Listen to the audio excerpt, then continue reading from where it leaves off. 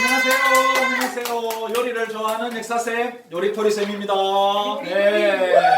오! 다음에 네. 파스타 해주세요.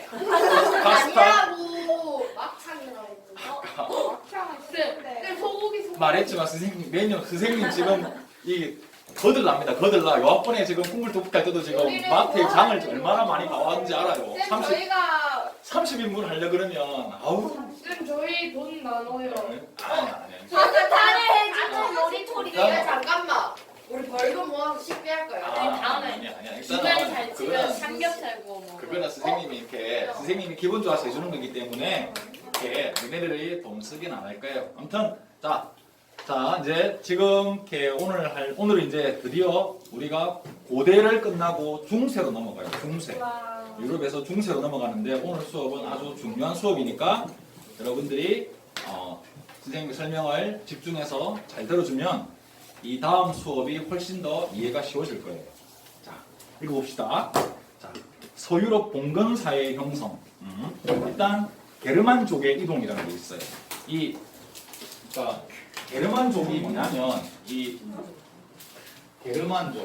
게르만족이라고 하는데 이게 뭐냐면 게르는 풀을 의미하는 거고 이제 만은 우리 맨 사람을 의미하는 거기 유목민족을 말하는 거예요. 그러니까 유목민족, 그러니까 양을 치는 그런 사람들을 의미하는 건데 거기 읽어보면 게르만족 유럽 북부 지역에서 목축과 수렵을 하며 생활했고 인구 증가로 토지가 부족해지자 로마를 공격. 일부는 로마 제국으로 이주해 군인 소장농이 됨. 그리고 또 게르만족의 대규모 이동, 훈족의 압박이 시작되었고 서기 4세기 후반 로마 제국 영토로 대규모 이동을 시작합니다. 그래서 이게 게르만족이 여러 국가, 프랑크 왕국, 동고트 왕국, 서고트 왕국 등을 건설을 하고 이 게르만족의 이동으로 서로마 제국이 멸망합니다.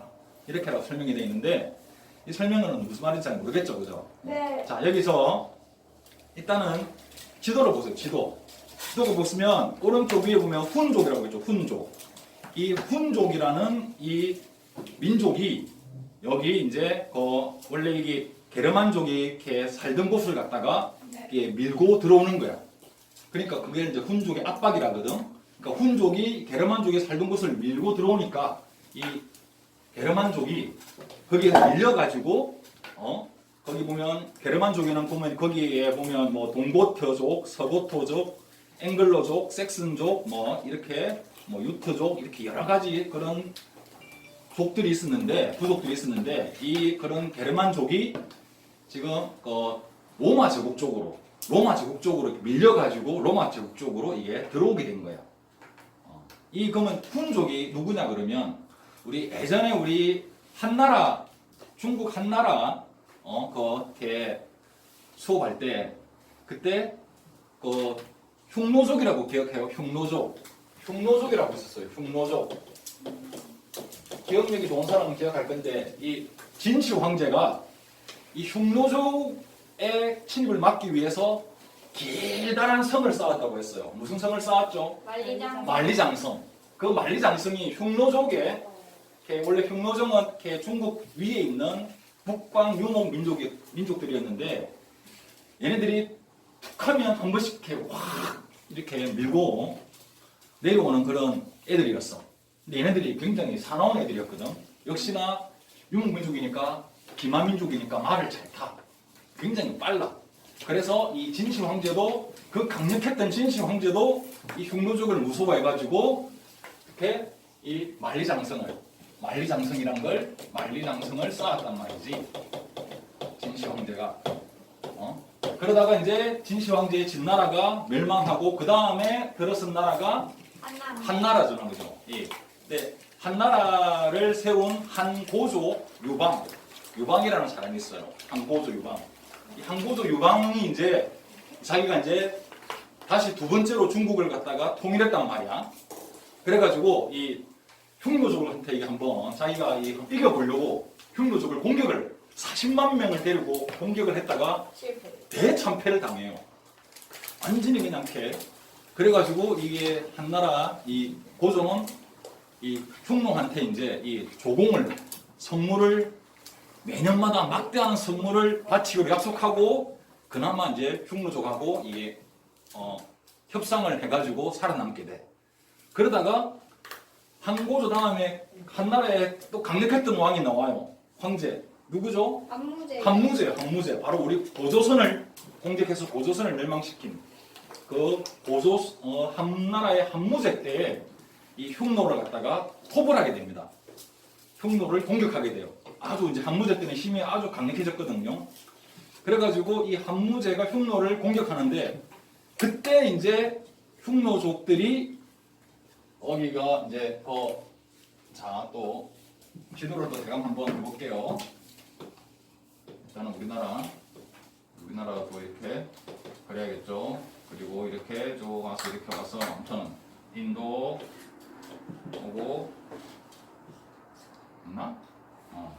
아무튼 그래가지고 아프리카 이렇게 하고 이렇게 아무튼 이렇게 됩니다. 네? 이렇게 되는데 여기가 중국이잖아요. 중국 한나라잖아요. 한나라 이 위에가 흉노였는데 얘네들이 공격을 하니까 얘네들이 이제 일부 흉노족들이 이 서쪽으로 이렇게 도망가게 돼. 이 흉노족들이 도망가서 이 흉노족의 일부가 바로 훈족이 되는 거예요. 훈족이 돼가지고 얘네들이 왜 이렇지? 세게 없나? 그렇게 이제 흉노족 일부요. 흉노족 일부요. 그러니까 흉노족의 일부가 바로 훈족이 이렇게 되걸랑 이거 어떻게 하는? 이거 이렇게 하는 거야? 오케이. 이거요. 네, 종이 뒤에 봐요. 좀 이따가. 옷에다 붙여요. 옷에다 붙여요. 옷에다가 알았어. 오, 대박. 오케이. 오, 대박. 이렇게 이제 이 중국 한무제가 흉노족을 공격하자 흉노가 이렇게 밀려가지고 흉노족의 일부가 바로 훈족이 되는 거예요. 이 훈족들이 또 이쪽으로 이제 밀고 내려온 거지. 그러니까 이쪽이 내나 이렇게 여기가 내나 로마가 있는데 이쪽이 이제 로마 제국이었거든요. 제국. 아무튼 그렇게 해서 이제 이 훈족이 되고 훈족이 그렇게 게르만족이 있던 데를 갖다가 밀고 들어가니까 게르만족들이 밀려가지고 또 로마 제국으로 이렇게 어쩔 수 없이 들어가게 된다. 이제 그런 설명이에요. 그래가지고 이제 이게 게르만족이 로마 제국으로 들어가서 이 서로마 제국을 멸망시키거든요. 근데 이렇게 이게 보면 이제 게르만족은 이렇게 이제 기원전 2세기 초부터 이제 로마 제국을 계속해서 이렇게 조금 괴롭혀 왔었어. 이렇게 그러다가 이제 우리 카이사르 배웠죠. 로마 할 때 카이사르. 그때 이 카이사르가 또 이 게르만족을 갖다가 일부 격퇴했지만은 그 이후에 이제 또 계속적으로 로마로 들어온 사람이 많아서 이 로마에 들어와서 군인이 되거나 또는 농민이 돼. 농민이 돼가지고 그러니까 로마 내부에서 이 게르만족 군인들의 영향력이 점점 이게 커지게 된단 말이죠. 이렇게 이제 커지게 되고 또 서아시아 지역에서는 아까 이쪽에서는 사상왕조 페르시아가 또 힘을 키우게 돼요. 페르시아가 또 힘을 갖다가 이렇게 키우게 된단 말이죠. 그리고 이 또 로마 제국 내에서는 그리스도교가 하층민들 사이에서 점차 이렇게 확산이 돼가지고 이 하층민들이 반란을 일으키려고 해. 왜? 그때 말했지만은 로마 제국은 처음에는 그리스도교를 안 믿었거든. 로마 제국은 다신교기 때문에 자기들이 여러 신을 이렇게 믿었는데 그리스도교라는 거는 이렇게 이제 유일신 사상이기 때문에 그리스도교를 믿는 하층민들이 로마 황제를 숭배를 하지 않는 거야. 자기들 신한테만 숭배를 하니까 로마 제국이 그리스도교를 믿는 사람들을 굉장히 박해하고 압박을 했어요. 하지만은 계속적으로 하층민들 사이에서 이 그리스도교가 번지다 보고 이게 반란의 조짐이 일어나다 보니까 결국 누구야 거기서 이제 콘스탄티누스 황제가 이제 할 수 없이 할 수 없이 그리스도교를 갖다가 인정을 이렇게 해준다 했잖아요. 인정을 해주고 그리고 이제 다시금 이렇게 로마를 부흥시키기 위해서 그러니까 이제 이때는 이제 로마 제국이 여러 가지로 문제가 많았어요. 바로가 일단은 이렇게 훈족이 밀려서 게르만족이 이게 이제 로마 제국을 갖다가 이렇게 계속 들어오고 있고 사선왕족 페르시아가 힘을 갖다가 점점점 키우고 있고 또 로마 제국 내부에서는 그리스도교가 이렇게 전파되고 있고 이러니까 이래저래 내외부적으로 문제가 많다 보니까 이제 여기서 그 콘스탄티누스 황제가 일단은 이 수도를 갖다가 로마에서 이쪽 비잔티움으로 수도를 로마에서 이 비잔티움으로 수도를 옮깁니다. 비잔티움으로 수도를 옮기고 이걸 갖다가 뭐라고 했다고 그랬죠? 자기 이름을 따서 콘스탄티노폴리스라고 이름 도시 이름을 갖다가 바꿨다고 그랬어요. 근데 이제 그렇게 하다가 이게 4세기 후반에 들어오면 그 이전까지는 게르만족이 찔끔찔끔 이렇게 이 로마를 괴롭혔는데 이 4세기 후반 때 들어서는 대규모 엄청나게 많은 게르만족들이 그냥 막 들어오는 거야. 로마 제국으로 막 들어오다 보니까 이 로마 제국이 큰 혼란에 빠지게 됐단 말이죠. 그래서 이제 이게 그때 이제 또 로마의 황제가 테오도시우스라는 황제가 있는데 뭐 이럴 필요 없고 아무튼 이걸 혼란을 수습하려 했는데 실패를 해버렸어. 그러다가 이제 로마를 갖다가 이게 자기 혼자서는 이 로마를 다 다스릴 수 없겠다 해가지고 자기 아들 2명한테 로마를 나누어서 주게 돼요.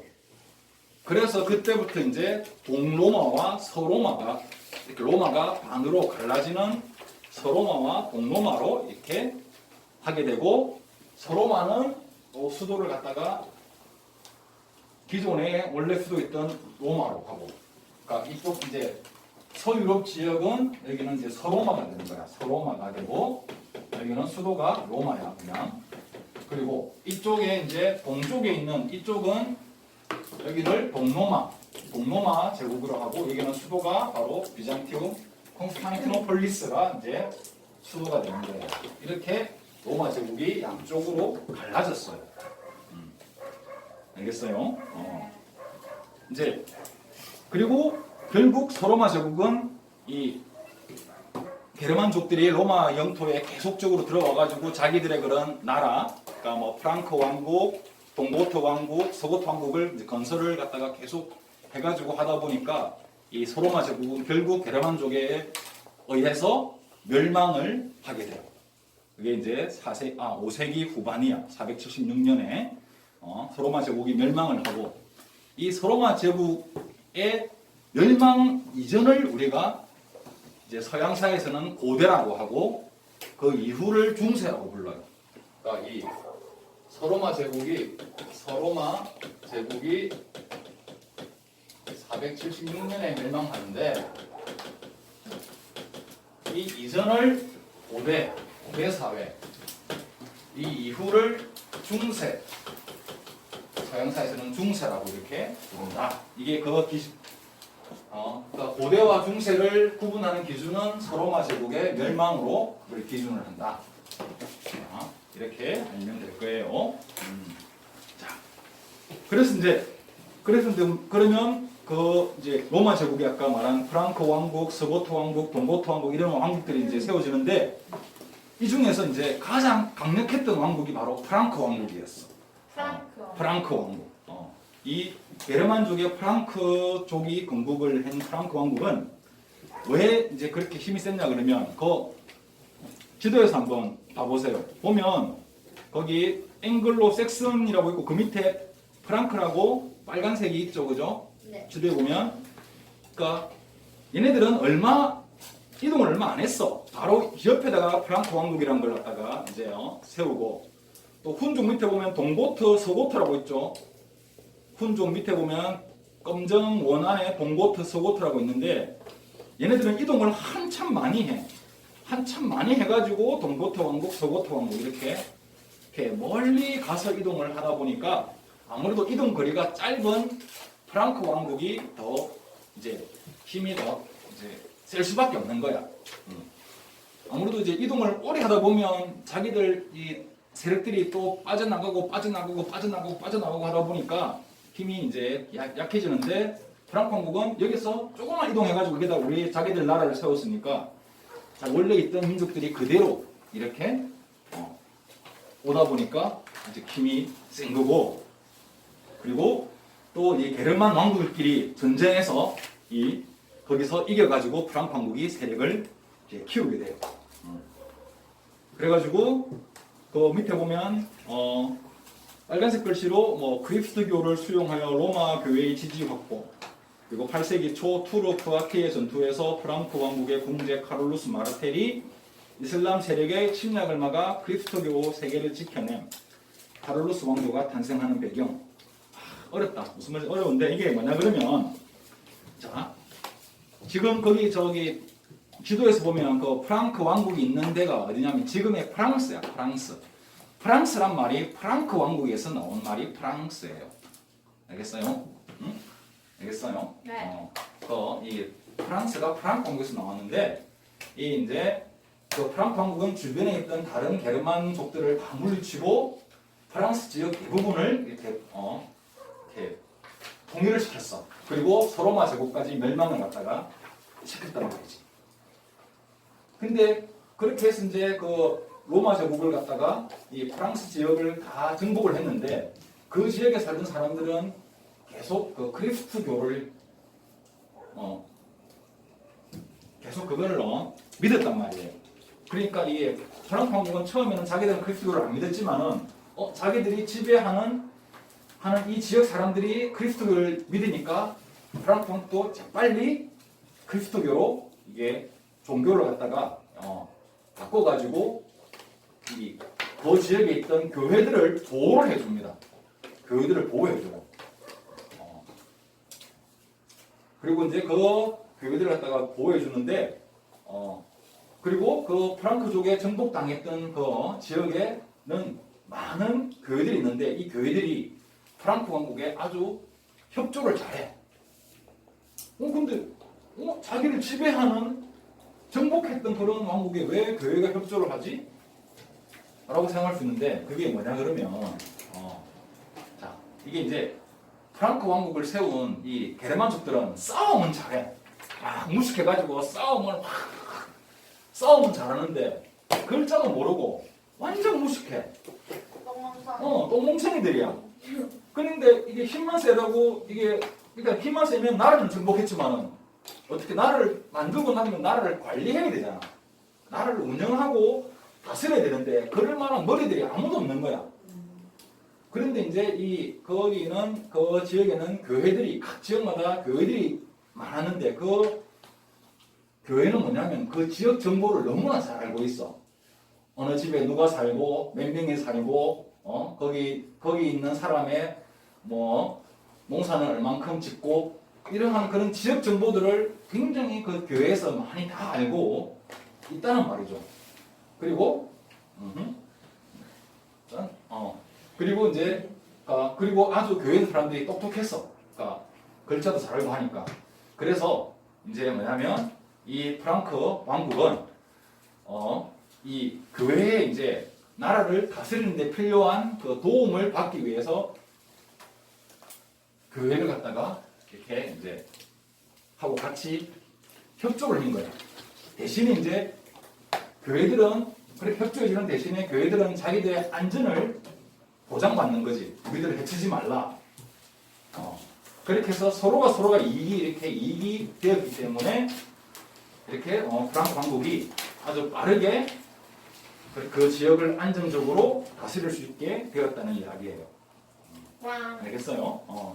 이제 그러다가 이제 이게 또 프랑크 왕국도 시간이 흘러가지고 자기들 또 이 왕족들의 내분이 일어나서 왕족들이 막 싸움으로 해서 이제 왕의 힘이 약해져. 이제 그러다가 이제 왕의 힘이 왕권이 약해지다 보니까 누가 이걸 갖다가 이제 나라를 운영했냐 그러면 궁제라고 있어요. 궁제라는 사람. 궁제가 뭐냐면 지금에 보면 일종의 총리 같은 거예요. 총리. 왕이 임명한 그런 이제 신하들 중에서 제일 위에 있는 사람.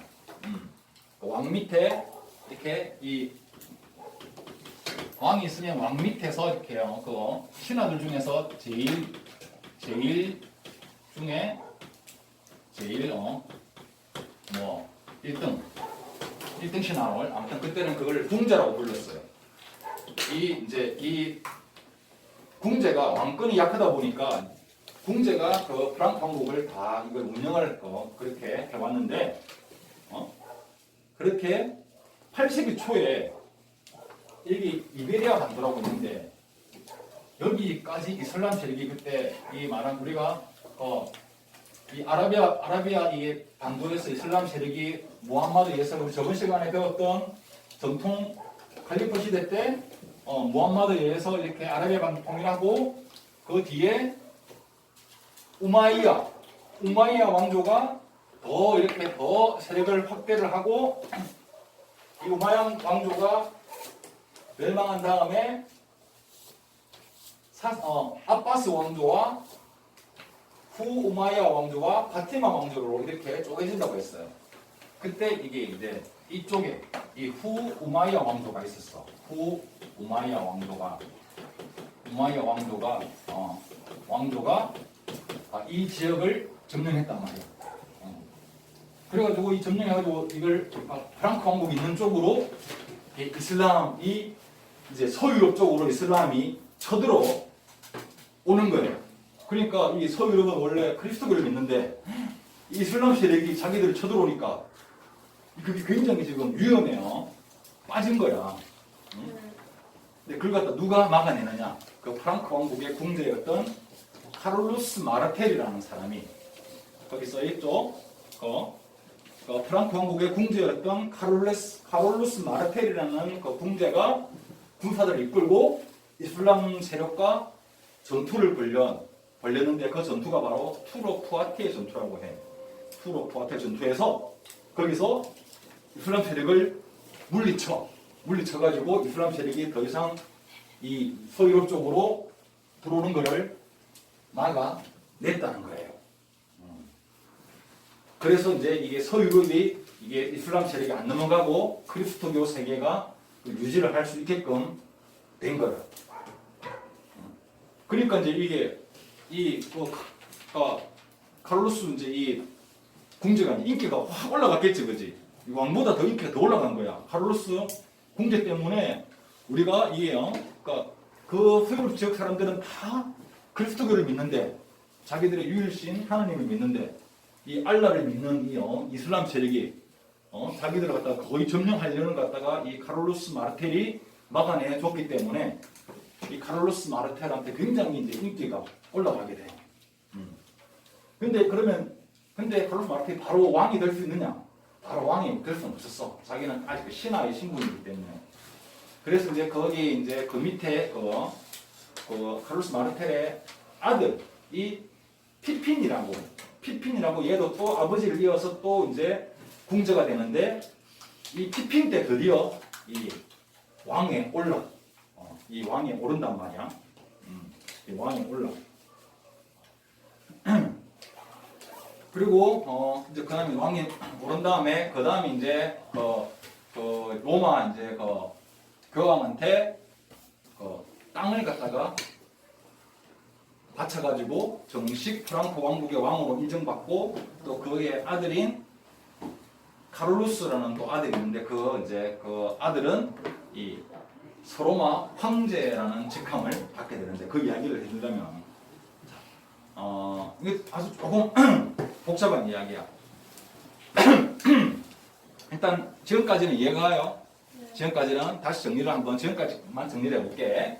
일단은 이제 여기 로마 제국이 있었어. 네. 로마 제국이 이렇게요 있었는데 이 그 당시에 이제 중국에는 한 나라였고 한무제였고 이 한무제가 흉노족을 갖다가 공격을 했어.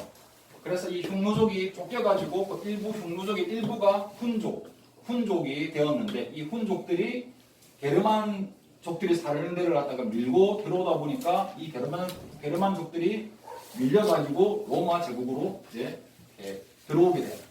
그래서 로마 제국에 들어와서 자기들 게르만족 왕국을 세운다. 거기에 이제 뭐 프랑크 왕국, 동고트 왕국, 서고트 왕국 이렇게 왕국을 이렇게 이제 세우는데 그 중에서 힘이 제일 강했던 것은 프랑크 왕국이었다. 왜 힘이 강했느냐? 이동거리가 짧았기 때문에. 그리고 이 프랑크 왕국은 자기가 정복한 그 지역의 사람들이 그리스도교를 다 믿고 있었기 때문에 그걸 빨리 그리스도교로 자기가 종교를 개종을 해가지고 그러니까 같은 종교를 이렇게 믿는다는 걸 이렇게 사람들한테 보여줌으로써 그 정복받는 사람들이 반발심이 안 일어난 거지. 나도 그리스도교를 믿는다. 우리도 같이 믿자. 같이 믿으니까 우리를 그렇게 막 저항을 하지 말라. 그러면서 또 이 교회의 도움을 받았어. 왜? 이 프랑크 왕국은 게르만족들은 싸움만 잘하고 무식해. 글자도 몰라. 이제 그러다 보니까 이 그 지역에 자기가 정복했던 프랑크 왕국의 지역에 있던 여러 지역에 교회들이 많이 있었는데 그 교회들은 그 지역에 대한 정보를 아주 잘 알고 있었어. 그러니까 이 프랑크 왕국의 이제 왕들은 그 교회의 도움을 받아가지고 그 교회들이 대신 나라를 운영하는 행정을 대신 해주고 거기에 대한 대가로 그 로마 교회에 대한 그런 안전을 보장을 해주었다. 그래서 아무튼 이게 프랑크 왕국은 점점점 이렇게 커졌고 그래서 결국에는 이 서로마 제국을 멸망시켰다. 근데 이제 그 전에 이제 원래 로마 제국이 있었는데, 그러니까 프랑크 왕국이 서로마 제국을 멸망시키기 전에, 그 전에 이제 이 아까 말한 로마 제국이 있었는데, 이때 로마 제국 있을 때는 그 게르만족이 밀고 들어왔고 사선 왕족 페르시아도 힘을 키우고 있었고 로마 제국 내부에서는 그리스도교를 막 이게 믿는 사람들이 많아가지고 반란을 일으킬 조짐을 보이고 있었다. 그래서 콘스탄티누스 황제가 할 수 없이 그리스도교를 인정해주고 그리고 로마 제국을 다시금 부흥시키기 위해서 기존의 수도인 로마를 버리고 이 비잔티움이라는 이때는 이쪽이 보면 왜냐면 이 비잔티움 쪽에는 이쪽보다 훨씬 더 잘 살았어요. 왜 잘 살았냐면 동서무역의 가운데다 보니까 이 무역이 잘 돼가지고 이 서유럽보다는 이쪽 지역이 훨씬 더 잘 살았던 거야. 그러니까 이 콘스탄티누스 황제는 잘 사는 지역으로 수도를 옮겨가지고 다시금 로마 제국을 부흥시키려고 이렇게 했다는 이야기지. 그러다가 이제 테오도시우스 이제 황제 때 이제 게르만족이 대규모로 밀고 들어오니까 자기가 도저히 혼자서는 이 로마 제국을 다 다스릴 수 없다 해가지고 자기가 죽을 때 아들이 2명 있었는데 그 아들들한테 로마를 쪼개가지고 나눠주게 된 거다. 그래서 동쪽에 있는 로마, 동로마, 서쪽에 있는 로마, 그러니까 서유럽 쪽을 서로마, 비잔티움을 아까 수도인 콘스탄티노폴리스 비잔티움 쪽을 동로마 이렇게 해서 이게 쪼개서 나눠주었는데 게르만족이 결국에는 이 서로마 제국을 멸망을 시켰다. 그게 476년이다. 그래서 서로마 제국을 멸망을 기준으로 해서 이전을 고대 사회라고 부르고 이 이후를 중세 사회라고 부른다. 여기까지 제가 지금까지 한 설명이에요. 네. 오케이? 네. 이해갑니까? 네. 어려운 내용이에요, 이거. 어려운 내용이었어. 어렵지. 일단 이해만 하고 있어. 이해만 하고 있으면 또 뒤에 가서 선생님이 또 계속 반복해서 또 설명할 거니까 그렇게 됐구나 라고 말면 돼. 그래서 이제 아무튼 이게 또 로마 교회는 이 프랑크 왕국과 이제 손을 잡았는데 아까 이제 이게 이 로마가 서로마와 동로마로 이렇게 쪼개졌다 했잖아. 이렇게 이제 이렇게 쪼개졌는데 이 로마 제국에는 이 이제 황제도 있지만은 그리스도교의 그런 제일 종교적으로 제일 높은 사람이라고 총대주교라고 하는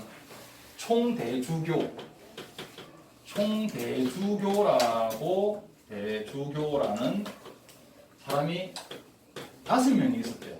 로마 제국에는 5명이 있는데 이 중에서 이제 로마에 있는 총대주교가 가장 존경을 받는 사람이었대.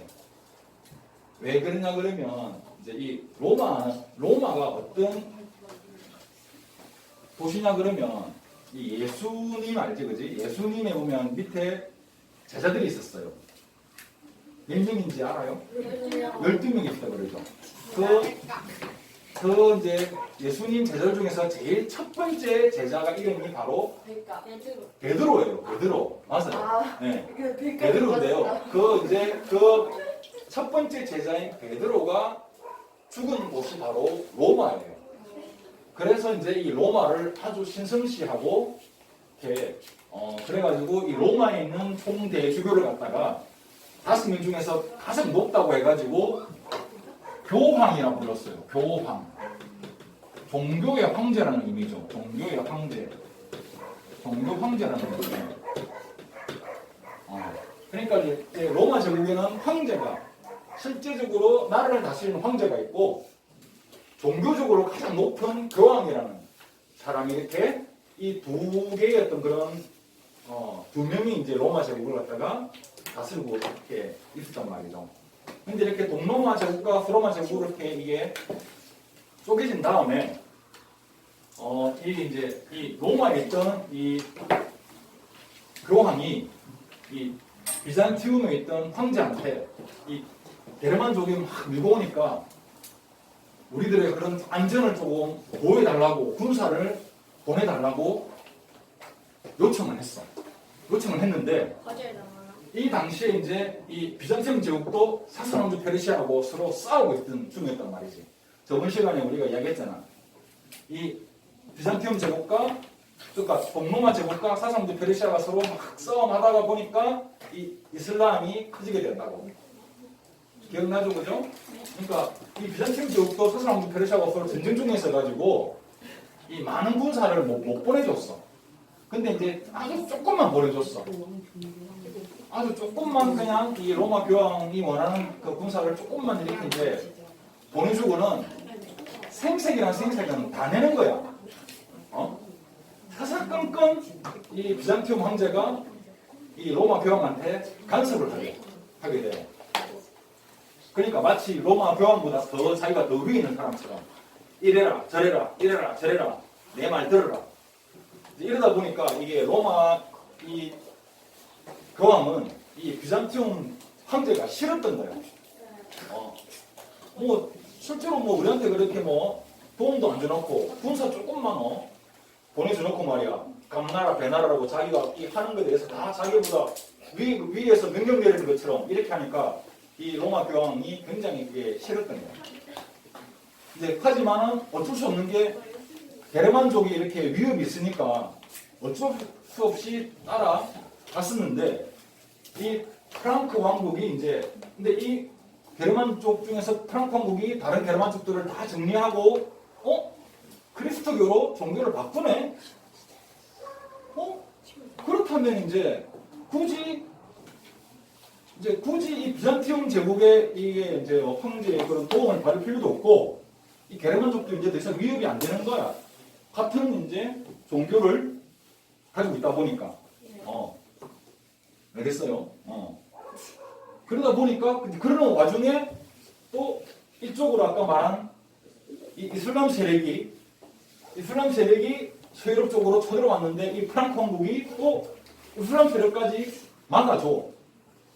그러니까 이게 로마 교황의 입장에서는 프랑크 왕국이 이 비잔티움 제국보다 훨씬 더 자기한테는 더 도움이 되는 거예요.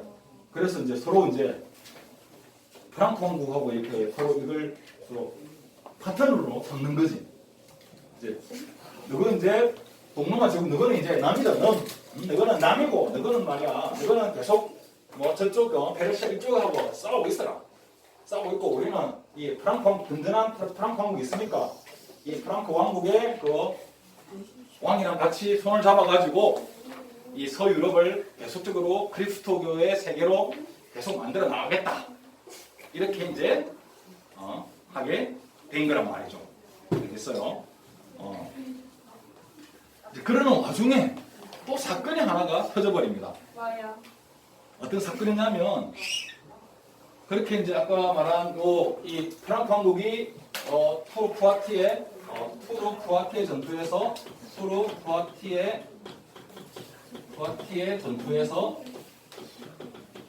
아까 이제 이슬람 세력을 격퇴했다 그랬어요. 격퇴를 시키고 이제 그리스도교의 세계를 갖다가 계속적으로 유지를 갖다가 했는데 그게 이제 732년인데 732년 그러니까 8세기 초입니다. 그죠? 근데 8세기 이게 중반에 들어서 갑자기 비잔티움 황제가 어떤 명령 하나를 내립니다. 어떤 명령을 내리냐 그러면 바로 성상 숭배 금지령. 이거 선생님 저번에 한번 이야기한 거 기억납니까? 네. 성상 숭배 금지령. 이게 성상이란 말이 뭐냐 그러면 신의 모습.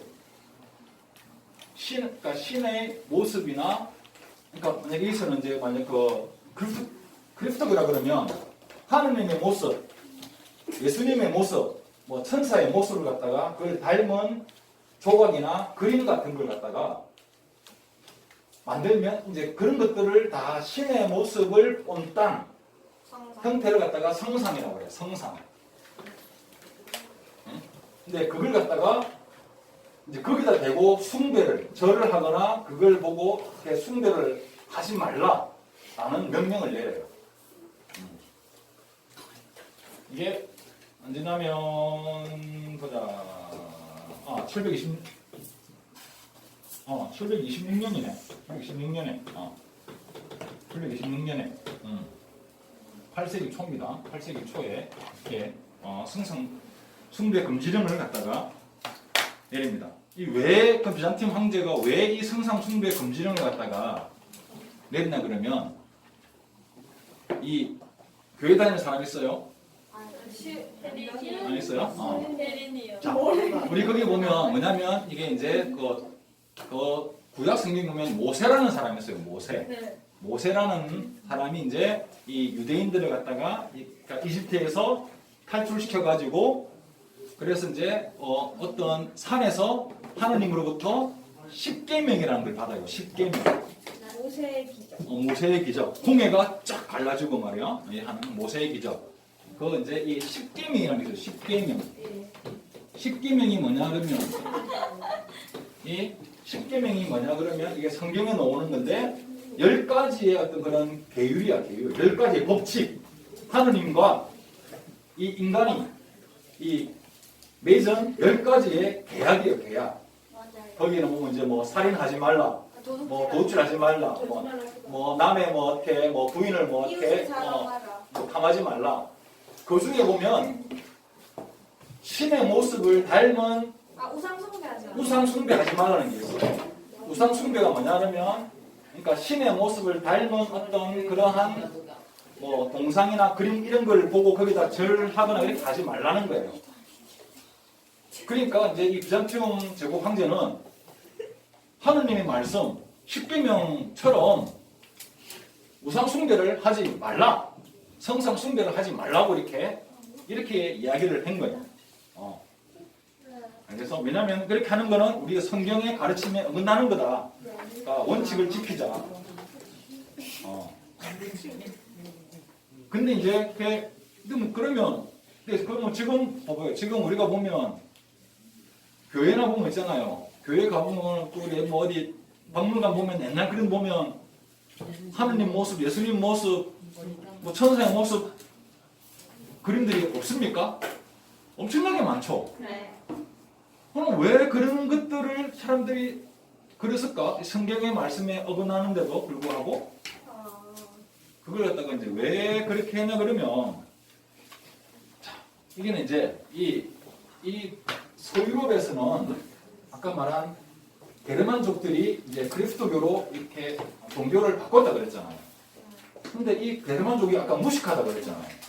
글자도 모른다고 했잖아요. 네. 이 사람들한테 이제 그리스도교를 전파를 시켜야 되는데 말로 해서는 얘네들이 뭔지를 도통 이게 이해를 못하는 거야.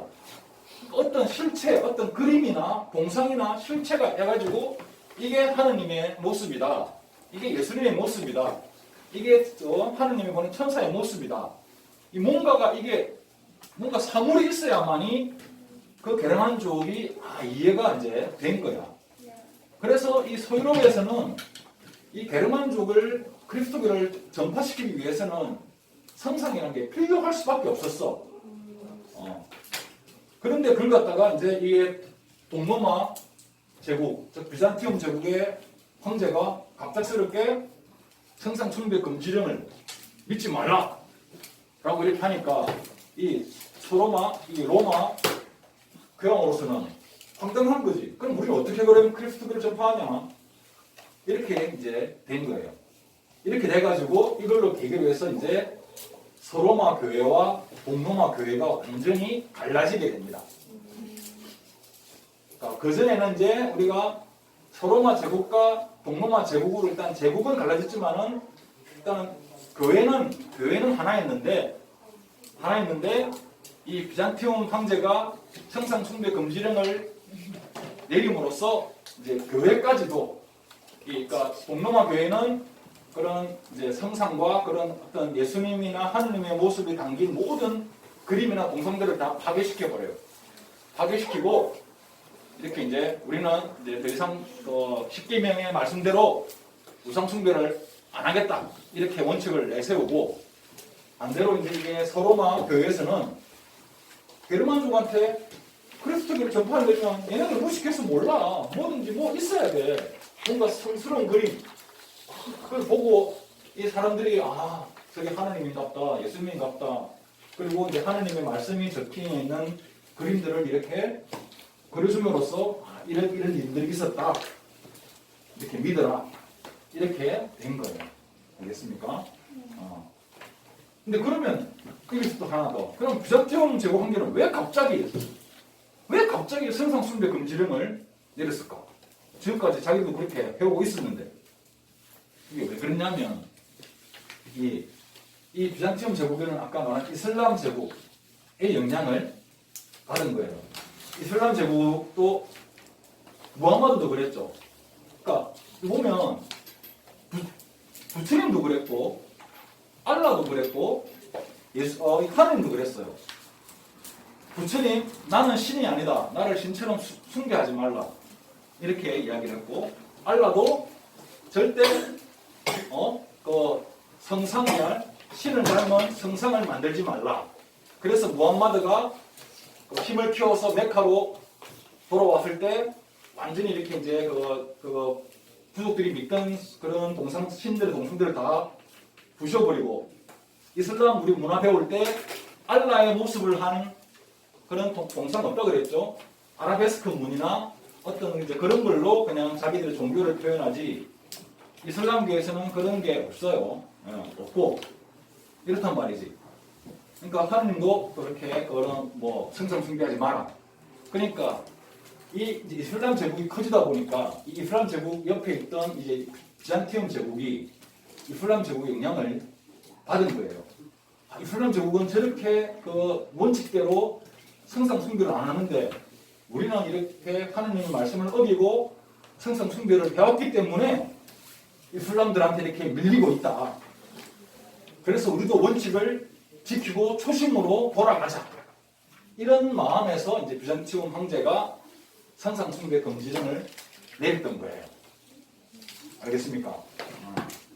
그래서 아무튼 이렇게 해서 아무튼 이렇게 해서 이제 소로마 교회와 동로마 교회로 교회가 갈라지게 되는 거야. 이제 여기서는 이제 서로마 교회와 동로마 교회로 이렇게 뭐 때문에 요 성상 숭배 금지령 때문에 서로가 완전히 벽을 쌓게 된다. 갈라지게 된다. 자, 그렇게 되고 이제 그 다음에 이제 보면 카룰루스 대제라고 나와요.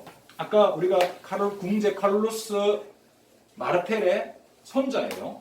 그 카룰루스 마르텔이 이슬람 세력을 갖다가 투르프와 전투에서 물리치고 그의 아들인 피핀이 왕의